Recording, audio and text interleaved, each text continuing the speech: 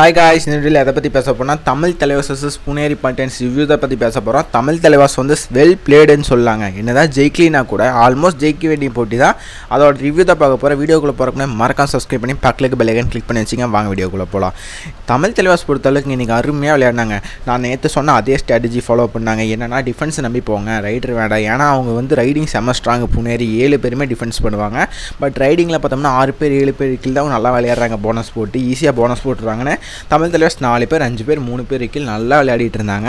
But எங்கே நம்ம தோத்தோன்னு தெரிஞ்சால் ஃபஸ்ட்டு நம்ம தோற்றது வந்து சாகில் குலியா கார்னர் என்ன ஆச்சுன்னா ஒரு செல்ஃப் அவுட் ஆகிட்டாருங்க சூப்பர் டேக்கில். அப்போது நம்ம அவர் பிடிச்சிருந்தோம்னா 2 பாயிண்ட் நம்ம லீடில் இருந்திருப்போம். அங்கே ஒரு மூமெண்டம் போச்சு, இல்லைன்னா நம்ம ஜெயிக்க வாய்ப்பு இருந்திருக்கு. அதேமாதிரி கடைசியில் இங்கே கரெக்டாக ஸ்ட்ராட்டஜி பண்ணாங்க. டிவியில் வந்து தப்புன்னு சொன்னாங்க ஸ்டார்ட்ஸ் படுத்தோம்ல, ஆனால் கரெக்டான ஸ்ட்ராட்டஜி. ஏன்னா நம்ம வந்து இதுக்கு மேலே நம்மக்கிட்ட ரைடர்ஸ் இல்லை, போய் ரைடிங் பண்ணி போய் ஒரு டிஃபெண்டர் அவுட் ஆகிட்டோம்னா முடிஞ்சு. அவங்க டுவாடேக்கு வரணும். கடைசி 4 செகண்ட் இருந்துச்சு. டக்குன்னு போய் 2 செகண்டில் பக்லைன் போட்டு வந்துட்டாரு நம்ம மோகித்து. அடுத்து 2 செகண்டில் வந்து அவங்க டுவாடே எடுத்தது பிடிச்சிட்டோம்னா நம்ம மேட்ச்சை டை பண்ணலாம். வின் பண்ண சான்ஸ் இல்லை. நல்ல ஸ்ட்ராட்டஜி தான். ஒரே மிஸ்டேக்காக அவர் வந்து ஆன் ஸ்பாட்டை செம்ம வேகமாக ரைட் பண்ணிட்டாருங்க இஸ்லாம். இல்லை அது வந்து அடுத்த ரிவ்யூவெல்லாம் போய் கடைசியில் அந்த டையை வந்து தவற விட்டுட்டோம். இல்லைன்னா அங்கே ஜெயிச்சிருக்கலாம்.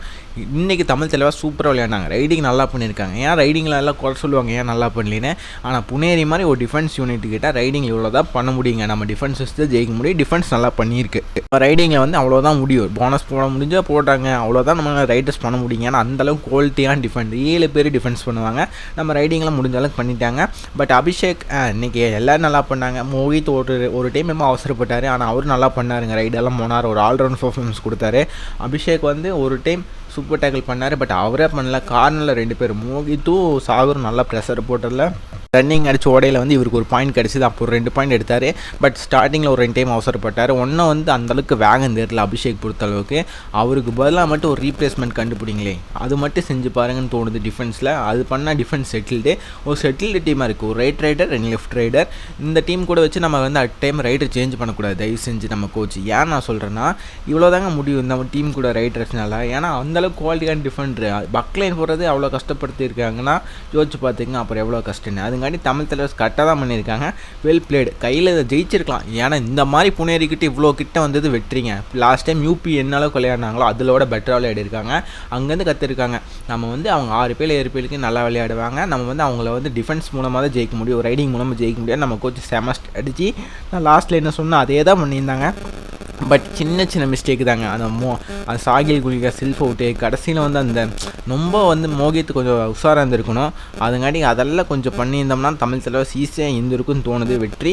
பட் இதுக்கப்புறங்க இப்போ இந்த மேட்ச் தோத்தாச்சு விட்டுடலாம். ஆனால் நல்லா போராடி இருக்காங்க. இந்த கான்ஃபிடன்ஸ் புனேரி இது மாதிரி வந்ததுக்கப்புறம் தொடர்ச்சியாக ஒரு 4 வெற்றியோ இல்லை ஒரு 3 வெற்றியோ வந்தால் தமிழ் தலைவாஸ் மீண்டும் ப்ளே ஆஃப் போகலாம். இந்த போராட வெற்றிக்கான மகிமையாக அதுதான். கண்டிப்பாக எனக்கு நம்பிக்கை இருக்குது இன்றைக்கி விளையாடுற பாட்டு. ஏன்னா தமிழ் தலைவாஸ் வந்து தெலுங்கு மாதிரி மோசமான டீம் இல்லை.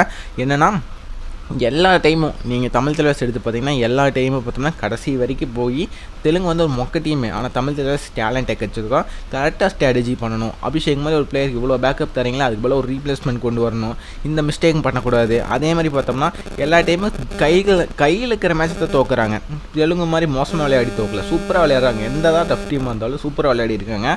அது நம்ம பாராட்டு கொடுக்கணும். பட் அங்கேருந்து வெற்றி மட்டும் கற்றுக்கிட்டு ஒரு தொடர்ச்சி ஒரு 4 வெற்றி செஞ்சாங்கன்னா தமிழ் தலைவாஸ் எங்கேயோ போயிடலாம். பாயிண்ட்ஸ் டேபிள் முன்னாடி வரலாம். நம்புவோம். உங்களோட கருத்து கமெண்ட் பண்ணுங்கள். இதுக்கப்புறம் அடுத்த டீம் என்ன ஸ்ட்ராட்டஜி பண்ணணும் எல்லாம் வீடியோ வந்துகிட்டே இருக்கும். அதுக்கு மறக்காமல் சப்ஸ்கிரைப் பண்ணுங்கள். தேங்க்யூ ஃபார் வாட்சிங்.